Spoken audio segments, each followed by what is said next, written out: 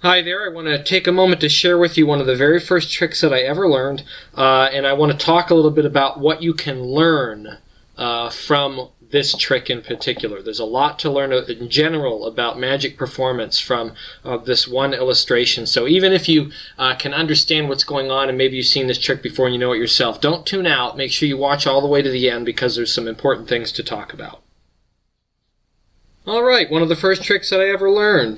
This is going to be sort of a cups and balls routine, but I don't have a set of cups and balls. When I was a kid, I didn't have one of those. I had to use the things that I had on me, and we'll use a quarter. It's a 2007 quarter. We'll leave that right there. We're going to need something to cover it up with. This will serve kind of as the ball in the cups and balls routine. And I've got a cup here. The problem, however, that you can see with this glass cup is that it is a glass cup. And we can see the quarter. So we're going to need to cover that up to kind of give a little bit of cover. I don't want you to know exactly how the trick is being done, so we'll put this napkin on it, and that should suffice for right now. So we have our cup, we have our a ball essentially right here, which is the quarter, and we're going to cover it up. And what I'm going to do is, just as you would in a cups and balls routine, is one of the things you do is you make something disappear. So we're going to make this quarter disappear. I'm going to count 1, 2, 3.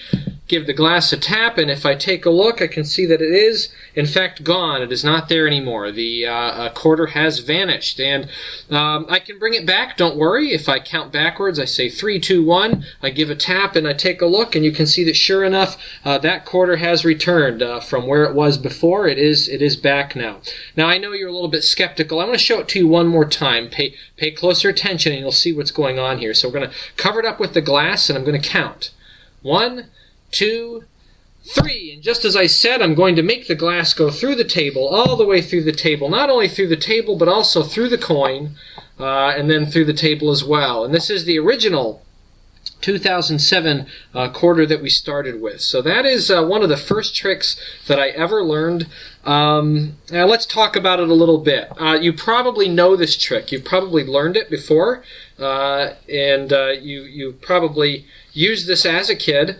To be honest with you, I used it for quite some time as a kid until I was about in junior high school, and then I stopped doing it. I was convinced that it wasn't a very good trick, actually. I started thinking that, well, it was a kid's trick. I learned this by sending away a little tag from a cereal box after purchasing enough cereal boxes to get a VHS tape that had a number of kids' effects on it, and this was one of them.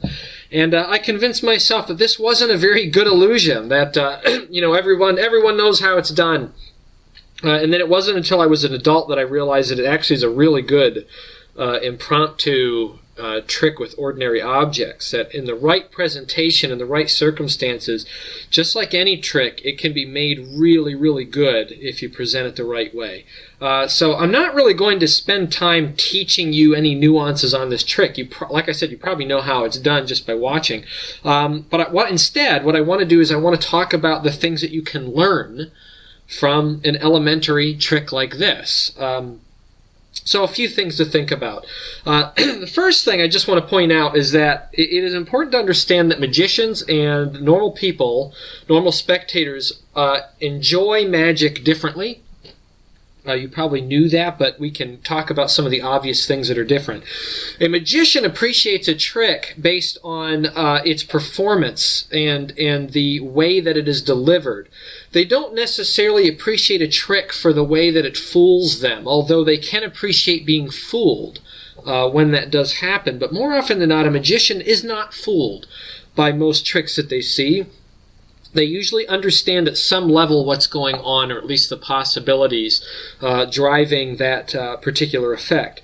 So that being said, don't be afraid to perform some of these elementary kinds of effects for anybody. So what if people know how it's done? It doesn't really matter. My experience is that the people that would, recognize what's going on with a trick like this, they're probably already into magic anyway. It's not going to be the person that has no interest, what we call the lay person, the person that has no background in what you're doing, not as a hobbyist or otherwise. So you don't be afraid that people are going to understand something at face value if they have no background in it. And if someone does understand it, appreciate that they can probably appreciate the way that you performed it. So that's probably the first thing to learn from this. Some of the more specific things to learn is that there is a power in using ordinary objects. There is a really, really strong presence in a magical effect that is performed using regular things. You know, a glass, a coin, a napkin, at a table. This effect originally used a salt shaker, and I'll tell you why I don't use that anymore when I get to the second thing. But ordinary objects are very useful. It's a lot different to use an ordinary object to do something really magical than it is to take out some kind of gimmick, a wooden box. You know, that when I open up that box, there's a little bag inside, and then inside of that little bag with a drawstring, there's a coin, you know. And it just, like, these things don't exist in real life. They must have been made for this one moment, you know. It's kind of like, you know, what I can call the finger chopper syndrome. I've got this finger chopper. I put my finger in it, and that is a really cool little thing. But there's something about it that it's made specifically as a magical effect. I expect that it will do exactly what you say. Now, if you pick up a glass and take out a coin and a napkin, I have no idea what you're going to do, and I have no reason to expect that those things can do anything magical. So I'm surprised when I see that they can. So power in ordinary objects. Second thing, there's power in purpose. That as you're doing a magical effect of any kind, you want to construct it and perform it in such a way that the things that you're doing have purpose.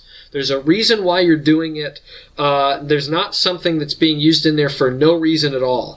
And that's why I don't use the salt shaker. The original effect calls for a salt shaker, and then, of course, you have to do the same kinds of things where you put a napkin on it. There's no reason to do this. You know, I can cover up the coin with a salt shaker, and I don't need this napkin. But in order for me to do the effect, I do need the napkin. So what I've done is I gave it purpose. I got rid of that, and I tend to do this with a glass. Now, if I don't have a glass and I'm going to do it, I'll do this, whatever. I might change the pattern a little bit to give it a little bit more purpose. But, things need to have a purpose. Whenever you're doing an effect, when you're doing a routine, you're doing a trick, make sure that there's purpose in what you're using, that you're not just doing something for nothing. It's harder to follow. It's harder to understand. People can become a little bit more skeptical about what you're doing and start paying attention to things you don't want them to if there's no purpose. Next thing, absolute misdirection is incredibly powerful. Absolute misdirection, what I mean by that is that the effect here, there's two kinds of misdirection. There's a misdirection of focus. The focal point is on an item that actually has nothing to do with the effect. That's the coin. And then in addition to that, there's a focus on a story and a set of rules that have nothing to do with the effect in the end. So the story is cups and balls, blah, blah, blah. You know, cups and balls routine, I don't have anything like that. We'll just use this stuff. In a cups and balls routine, you make the ball disappear, and I can make the coin reappear. These rules that I've come up with that are not really part of the effect. That's total misdirection, and it gets people focused on the things that are not related to what I really want to do in the end. Now, absolute misdirection is very powerful, but I have to caution you that you don't want to do this with absolutely every single trick. Some of the tricks that you do, and they need to be mixed up if you're doing more than one trick in a setting, need to have a little bit of honesty to them, and that some of what you're doing needs to be presented at face value. If you are essentially misdirecting on the story for absolutely everything that you do, people will stop listening to you and stop paying attention to what you're actually saying, and then they become more aware of what you're actually doing. And when they're aware of what you're doing and not listening to what you're saying, bad things happen, and you'll be caught. So absolute misdirection, very powerful, but use wisely. And then the last thing to talk about is an illustration from a child's trick like this, especially one that has absolute misdirection. You cannot repeat tricks for the same people. It doesn't matter how good it is. If a friend comes along and they say, hey, show that thing to my buddy over here, what they always mean is that, hey, I want to see that again because I want to figure it out. So never, ever, ever, ever, ever, ever, ever, under any circumstances, show the same trick twice. It doesn't matter how good it is. It doesn't matter how good your skills are. If you're doing a trick, and the maneuvering that you're doing in order to pull that trick off requires that you be super, super clean while you're being burned and everyone knows what the outcome is. There's no way that you can possibly be good enough. There is no way that you can possibly be good enough such that the person seeing it for the second time won't understand it a little bit better. Okay, it's going to happen. So don't repeat tricks. In this example, it's impossible. I can't repeat this trick for the same person, because what I say is cups and balls, yada yada yada, with a coin here, make it disappear, and they know entirely that that's bogus. I really can't get away with that. They're waiting for that moment. A little bit of inside information here. If you couldn't follow this or you don't know this old trick, they're waiting for that moment to see how in the world did I get that glass out of that napkin and under the table. Okay, they're waiting for that moment when I bring it back to the back and lap it, and you're giving them that moment again. Whereas the first time that they viewed it, they had no recollection that the cup ever went back to the edge of the table. They don't remember seeing that. They remember seeing, this image with a cup sitting here and a coin, and they don't know, they can't associate in retrospect what had happened. And if you show it again, obviously you're giving it away. So never, ever, ever, ever, ever show the same trick twice to the same person. That is bad, bad, bad practice. Do something else. Do something similar, but don't do the same thing again. Do something that uses a different method with a different outcome. Switch it up. Don't repeat it. So things that you can learn from old tricks. So things that I'm still learning from one of the first tricks I ever learned. Power in ordinary objects. Power and purpose in the objects that you're using and the story that you're telling, and then absolute misdirection is very useful, and then also just a good illustration that you should never repeat something for the same people again. So anyway, that's all I have for you, and wish you the best of luck and happy magicking.